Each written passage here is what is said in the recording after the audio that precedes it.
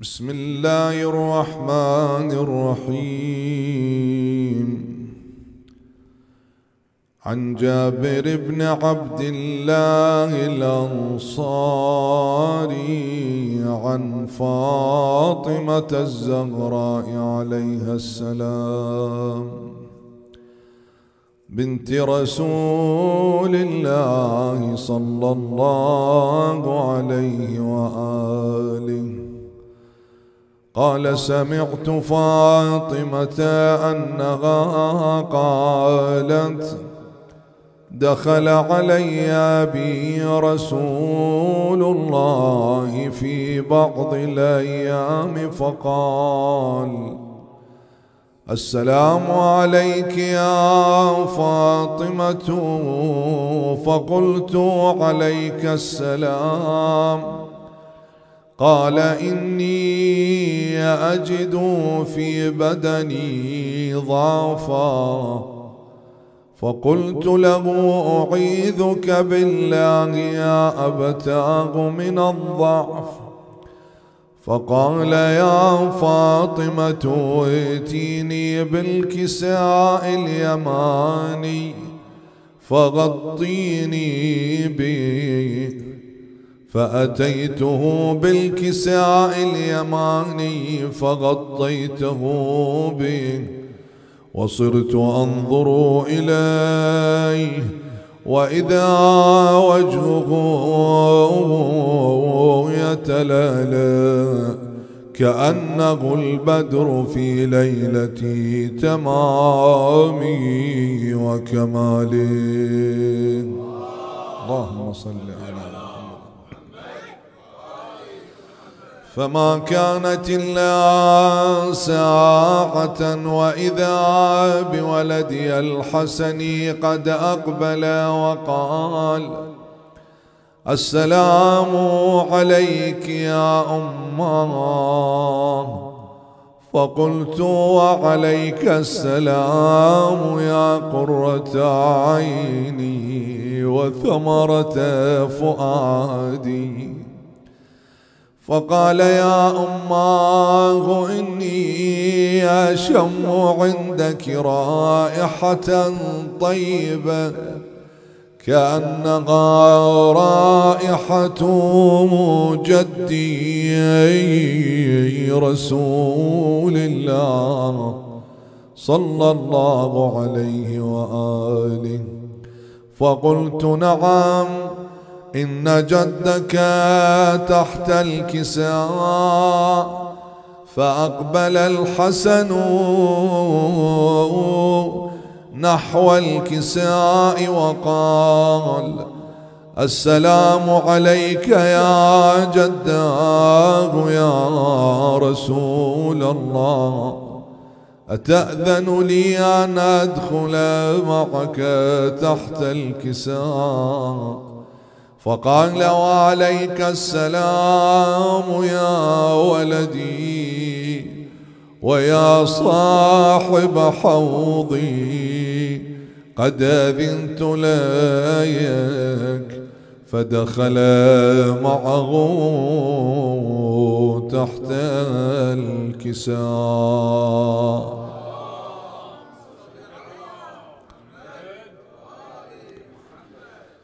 فما كانت إلا ساعة وإذا بولدي الحسين عليه السلام قد أقبل وقال: السلام عليك يا أماه. فقلت: وعليك السلام يا ولدي ويا قرة عيني وثمرة فؤادي. فقال لي: يا أماه إني أشم عندك رائحة طيبة كأنها رائحة جدي رسول الله.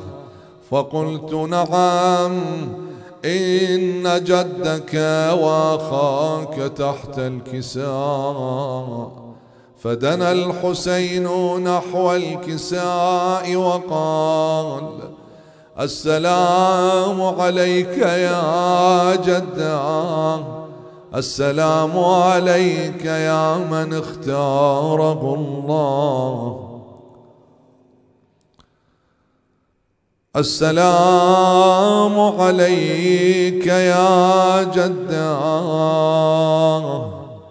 السلام عليك يا من اختاره الله. أتأذن لي أن أكون معكما تحت الكساء؟ فقال وعليك السلام يا ولدي وشافع أمتي، قد أذنت لك. فدخل معهما تحت الكساء. اللهم صل على محمد وآل محمد. فأقبل عند ذلك أبو الحسن علي بن أبي طالب وقال السلام عليك يا بنت رسول الله.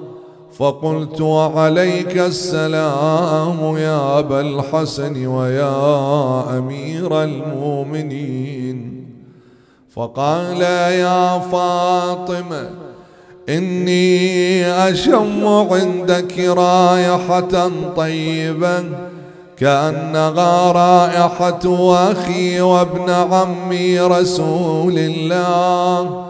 فقلت نعم، ها هو مع ولديك تحت الكساء. فأقبل علي نحو الكساء وقال السلام عليك يا رسول الله، أتأذن لي أن أكون معكم تحت الكساء؟ قال له وعليك السلام يا أخي ويا وصي وخليفتي وصاحب لوائي، قد أذنت لك. فدخل علي تحت الكساء. اللهم صل على محمد. ثم أتيت نحو الكساء وقلت السلام عليك يا أبتاه يا رسول الله، أتأذن لي أن أكون معكم تحت الكساء؟ قال وعليك السلام يا ابنتي ويا بضعتي، قد أذنت لك. فدخلت تحت الكساء. اللهم صل على محمد وآل محمد. فلما اكتملنا جميعا تحت الكساء أخذ أبي رسول الله بطرفي الكساء وأومأ بيدي اليمنى إلى السماء وقال اللهم إن هؤلاء أهل بيتي وخاصتي وحامتي، لحمهم لحمي ودمهم دمي، يؤلمني ما يؤلمهم ويحزنني ما يحزنهم. أنا حرب لمن حاربهم وسلم لمن سالمهم وعدو لمن عاداهم ومحب لمن أحبهم. إنهم مني وأنا منهم، فاجعل صلواتك وبركاتك ورحمتك وغفرانك ورضوانك علي وعليهم وأذهب عنهم الرجس وطهرهم تطهيرا. اللهم صل على محمد وآله. فقال الله عز وجل: يا ملائكتي ويا سكان سماواتي، إني ما خلقت سماء مبنية ولا أرضا مدحية ولا قمرا منيرا ولا شمسا مضيئة ولا فلكا يدور ولا بحرا يجري ولا فلكا يسري إلا في محبة هؤلاء الخمسة الذين هم تحت الكساء. فقال الأمين جبرائيل: يا ربي ومن تحت الكساء؟ فقال عز وجل: هم أهل بيت النبوة ومعدن الرسالة، هم فاطمة وأبوها وبعلها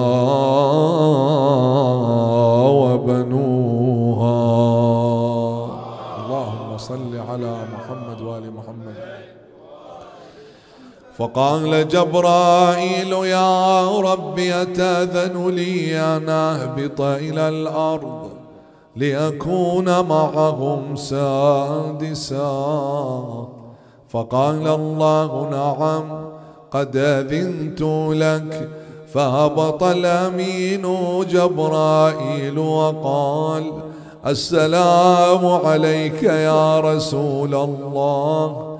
العلي الأعلى يقرئك السلام ويخصك بالتحية والإكرام ويقول لك: وعزتي وجلالي إني ما خلقت سماء مبنية ولا أرضا مدحية ولا قمرا منيرا ولا شمسا مضيئة ولا فلكا يدور ولا بحرا يجري ولا فلكا يسري إلا لأجلكم ومحبتكم، وقد أذن لي أن أدخل معكم، فهل تأذن لي يا رسول الله؟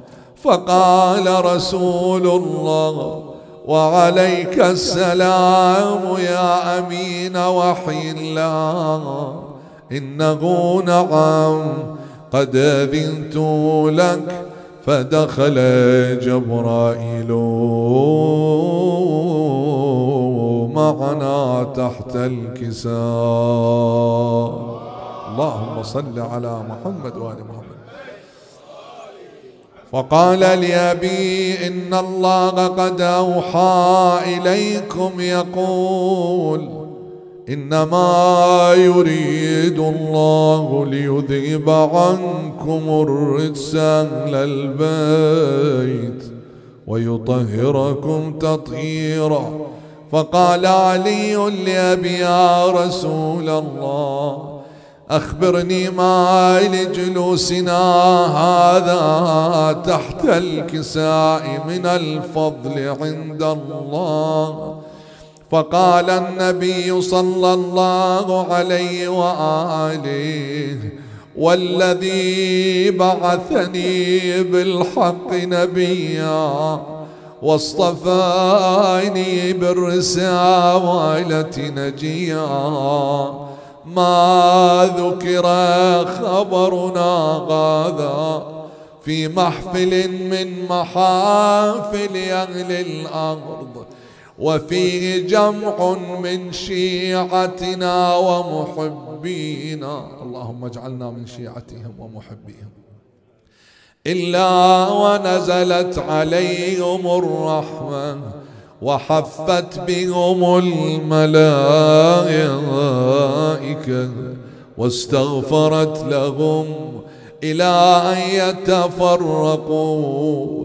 فقال علي عليه السلام: إذن والله فزنا وفاز شيعتنا ورب الكعبة. اللهم صل على محمد وآل محمد. فقال أبي رسول الله صلى الله عليه وآله: يا علي يا علي والذي بعثني بالحق نبيا واصطفاني بالرسالة نجيا، ما ذكر خبرنا هذا في محفل من محافل أهل الأرض، وفيه جمع من شيعتنا ومحبينا، وفيهم مهموم إلا وفرج الله غمه، ولا مغموم إلا وكشف الله غمه، ولا طالب حاجة أصحاب الحوائج إلا وقضى الله حاجته. فقال علي عليه السلام: إذن والله فزنا وسعدنا، وكذلك شيعتنا فازوا وسعدوا في الدنيا والآخرة ورب الكعبة.